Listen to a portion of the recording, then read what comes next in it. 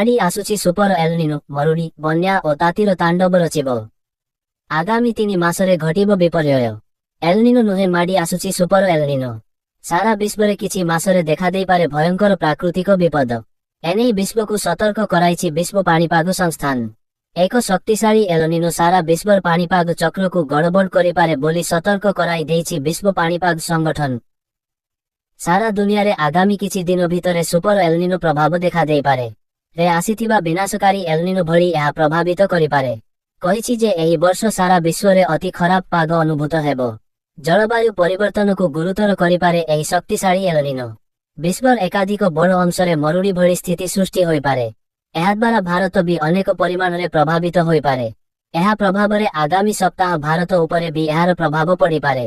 ବିଶ୍ୱର ଅନେକ ସ୍ଥାନରେ ଗ୍ରୀଷ୍ମ ଲହରୀ, ବନ୍ୟା ଏବଂ ମରୁଡ଼ି ଆସିପାରେ। ତେଣୁ ଭାରତ ଉପରେ ଏହାର କି ପ୍ରଭାବ ପଡ଼ିବ ତାକୁ ନେଇ ଆକଳନ ଚାଲିଛି। ବିଶ୍ୱ ପାଣିପାଗ ସଂଗଠନ କହିଛି ଯେ ଜୁନ୍ ଏବଂ ଅଗଷ୍ଟ ମଧ୍ୟରେ ଏଲନିନୋ ସୃଷ୍ଟି ହେବା ନେଇ 80% ସମ୍ଭାବନା ରହିଛି।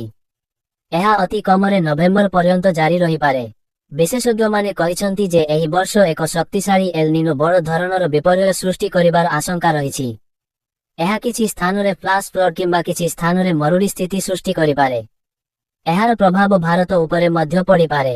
ଏହା ଦକ୍ଷିଣ ପଶ୍ଚିମ ମୌସୁମୀ ପ୍ରବାହକୁ ଦୁର୍ବଳ କରିପାରେ।